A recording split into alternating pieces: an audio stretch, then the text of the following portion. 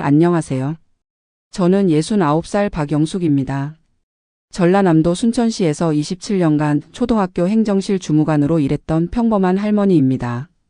제 인생의 황혼기에 예상치 못한 변화가 찾아왔습니다.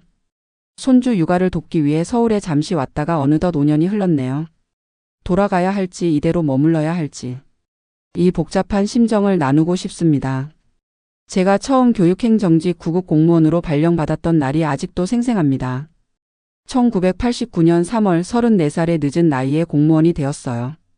시골 학교 행정실은 직원이 저 하나뿐이라 학교의 모든 살림을 도맡았습니다. 교직원 급여부터 학교 운영비 관리, 급식비 정산, 시설 보수까지. 아침 8시에 출근해서 저녁 6시가 넘어서야 퇴근하는 날이 부지기수였죠. 학교는 마치 제 두 번째 집이었어요. 아이들이 복도를 뛰어다니는 소리, 종소리에 맞춰 울리는 웃음소리가 제 일상의 배경음악이었습니다. 영숙 선생님, 이것 좀 도와주세요. 주무관님, 이 서류 어떻게 처리해야 하나요? 라는 말들이 하루에도 수십 번씩 들렸죠. 월급은 많지 않았어요. 퇴직 직전에도 220만 원 정도였으니까요. 하지만 안정적인 수입으로 두 아이를 대학까지 보낼 수 있었다는 것만으로도 만족했습니다. 제 남편은 저보다 2살 많은 71살 김철수입니다. 순천 외곽에 있는 소규모 배 과수원을 운영했어요. 연간 2천만 원에서 2,500만 원 정도의 소득이 있었습니다. 과수원 일은 고된 체력 노동이었지만 남편은 자연과 함께하는 일을 즐겼어요. 내 나무들이 내 자식 같아라며 늘 웃음 지었던 모습이 떠오릅니다. 우리 부부의 노후 계획은 소박했어요. 퇴직하면 순천 자택에서 텃밭을 가꾸며 여유롭게 지내는 것이었습니다. 제 국민연금 88만 원과 남편의 과수원 소득으로 검소하게 살면 충분하다고 생각했어요. 우리 집은 시가로 1억 8천만 원 정도 하는 단독주택인데 정원이 넓어 꽃과 채소를 가꾸기에 딱 좋았거든요. 제가 몰래 꿈꿨던 건 가야금을 배우는 거였어요.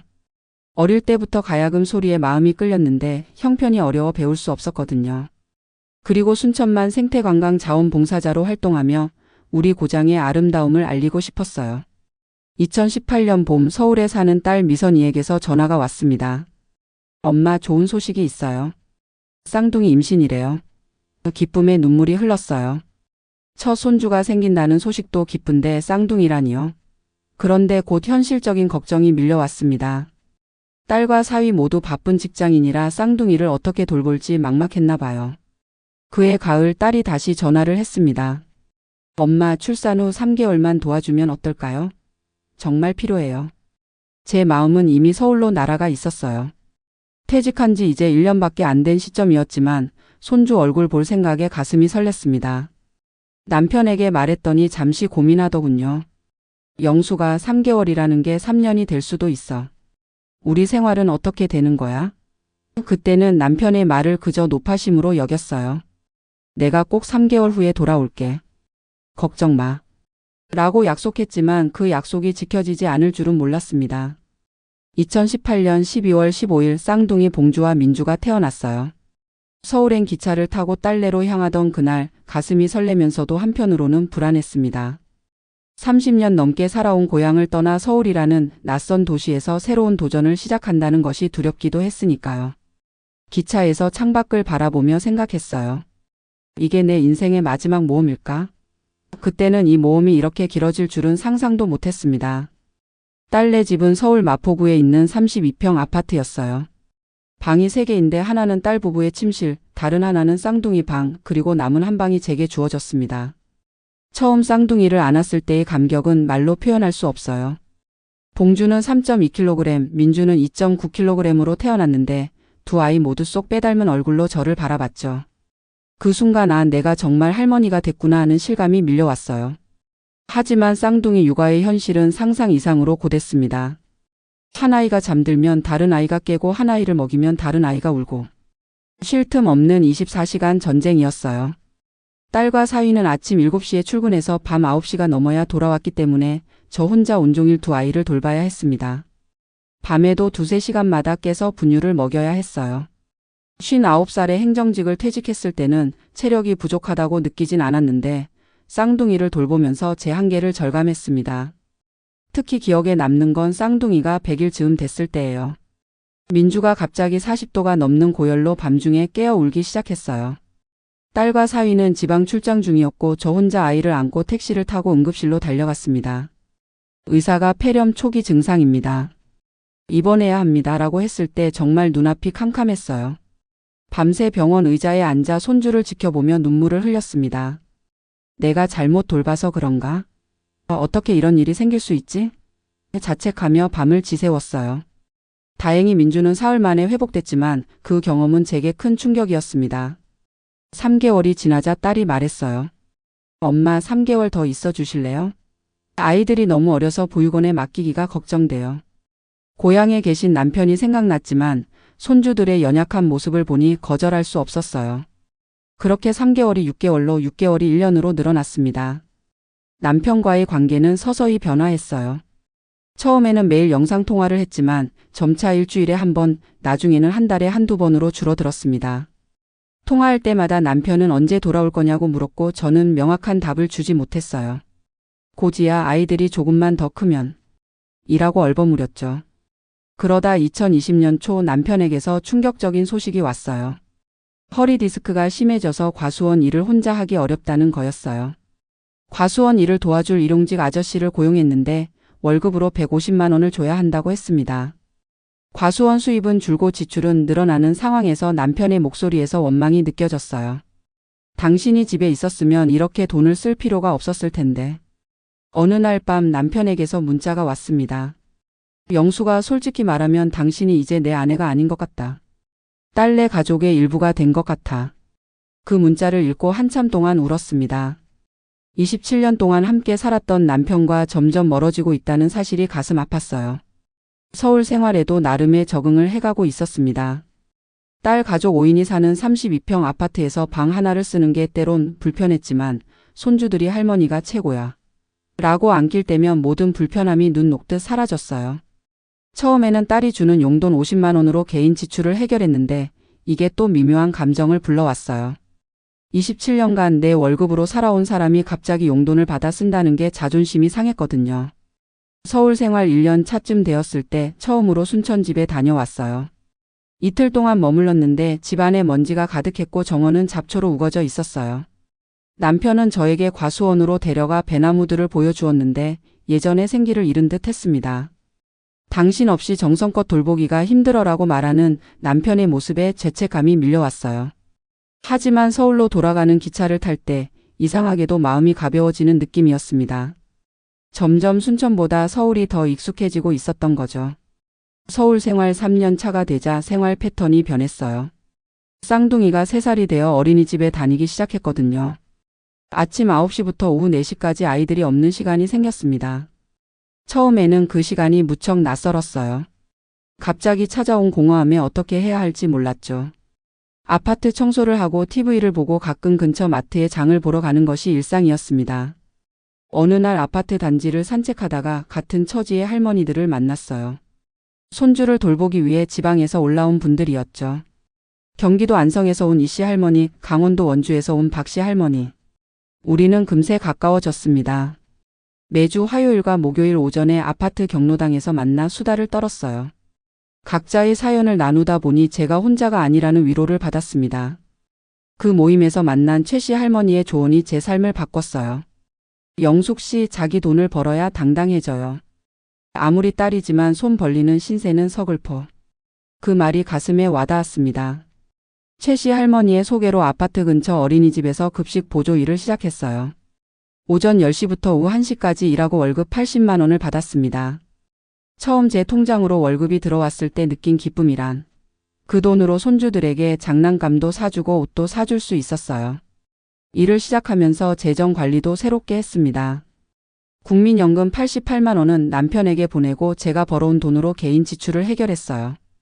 퇴직금으로 모아둔 7,200만 원은 거의 손대지 않았는데 2021년에 남편이 허리 수술을 받게 되면서 2천만 원을 보내야 했습니다. 그때 처음으로 노후 자금이 줄어드는 것을 실감했어요. 이대로 서울에서 계속 살게 되면 내 노후는 어떻게 될까? 라는 불안감이 생겼습니다. 서울에서의 생활은 저를 많이 변화시켰어요. 지하철 노선도를 깨고 스마트폰 앱으로 장을 보고 배달 음식을 시키는 법을 익혔습니다. 마트에서 물건을 고를 때도 농촌에서와는 다른 기준이 생겼어요. 순천에서는 그저 값싼 것을 골랐다면 서울에서는 유기농이니 친환경이니 하는 것들을 따지게 됐죠. 손주들의 건강을 생각하면서요. 동네 공원에서 아침마다 모이는 태극권 모임에도 가입했어요. 매일 아침 6시에 일어나 7시에 공원으로 가서 1시간 동안 태극권을 배웠습니다. 처음에는 허리도 아프고 다리도 아팠지만 차츰 몸이 가벼워지는 느낌이 들었어요. 그곳에서 만난 친구들은 대부분 저보다 나이가 많았는데 83인 김씨 할머니는 제게 영숙이는 아직 젊으니 건강을 잘 지켜야 해라고 말씀하셨어요. 그 말을 들으니 왠지 모르게 힘이 나더군요. 건강관리에도 변화가 생겼습니다. 서울에 온 지 2년 차쯤 되었을 때 갑상선 기능 저하 진단을 받았어요. 순천에서는 대학병원까지 가려면 1시간 넘게 버스를 타야 했는데 서울에서는 지하철로 30분 거리에 대형 병원이 있어서 정기적인 검진을 받기 편했어요. 의사 선생님이 약을 꾸준히 드시면 건강하게 지내실 수 있어요라고 말씀해 주셔서 안심했습니다. 가장 큰 변화는 제 마음속에서 일어났어요. 어느 순간부터 순천 집보다 서울 딸네 집이 더 편하게 느껴지기 시작했거든요. 남편과 통화할 때도 순천 이야기를 듣는 게 마치 남의 동네 이야기를 듣는 것 같았어요. 쌍둥이가 다닐 초등학교는 어디가 좋을지, 이 동네 빵집 중 어디가 제일 맛있는지 같은 일상적인 고민들이 제 삶의 중심이 되어갔습니다. 어느 날 손주 민주가 물었어요. 할머니는 언제 고향에 가요? 순간 말문이 막혔습니다. 제가 태어나고 자란 곳, 27년간 일했던 곳, 남편이 있는 곳이 고향이라면 지금 제 마음의 고향은 어디인 걸까요? 이런 질문에 대답하지 못하는 제 자신을 발견했습니다. 2023년 여름 5년 만에 처음으로 남편이 서울로 찾아왔습니다.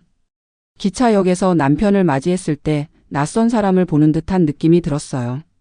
머리가 하얗게 새어 있고 허리는 더 굽어 있었습니다. 남편도 저를 보며 영수가 너 많이 달라졌다고 말했어요. 서울 생활이 저를 변화시켰나 봅니다. 쌍둥이는 할아버지를 처음 만나는데도 금세 친해졌어요. 특히 봉주는 할아버지를 따라다니며 할아버지 이거 봐요. 할아버지 같이 놀아요. 라고 조르는 모습이 귀여웠습니다. 딸과 사위도 남편을 정성껏 대접했지만 어딘가 어색함이 감돌았어요. 5년이라는 시간 동안 우리는 각자의 삶을 살아왔으니까요. 밤에 둘만 남았을 때 남편이 말했습니다.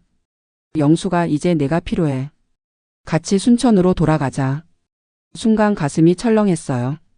남편은 최근 폐 기종 진단을 받았고 과수원 일은 점점 힘겨워지고 있다고 했어요. 아침에 일어나 숨이 차고 밤에는 기침 때문에 잠을 이루지 못한다고요. 과수원 관리인도 요즘 자주 출근을 안 해서 배나무들이 시들해지고 있다고 했습니다. 그날 밤 잠을 이루지 못했어요. 한편으로는 남편이 필요로 하는 내가 되고 싶었고 또 한편으로는 서울에서의 삶을 쉽게 포기할 수 없었거든요. 남편과 함께 두 개의 고향 사이에서 고민하게 되었습니다. 다음 날 쌍둥이 손주들의 변화된 모습을 남편에게 보여주었어요. 이제 5살이 된 아이들은 동화책을 스스로 읽고 한글도 조금씩 쓸 줄 알았어요. 민주는 피아노를 배우기 시작했고 봉주는 태권도에 푹 빠져 있었죠. 남편은 손주들의 모습을 보며 감동했어요. 정말 훌륭하게 자랐구나.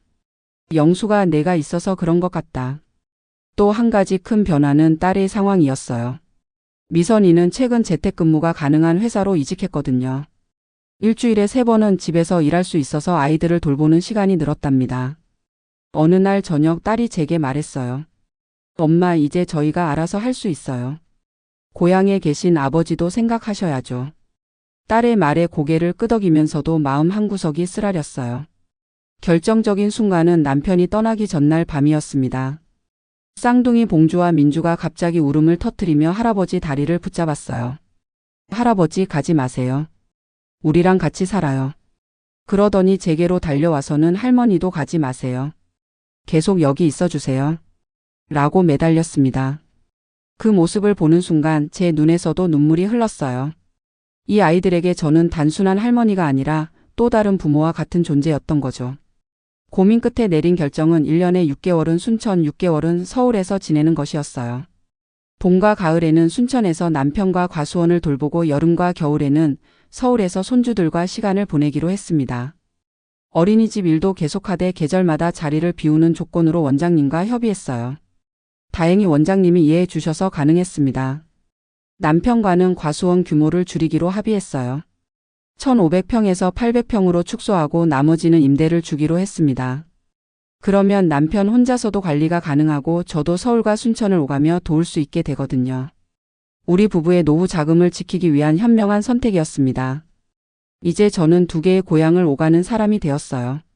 순천에 있을 때는 텃밭을 가꾸고 남편의 건강을 돌봅니다.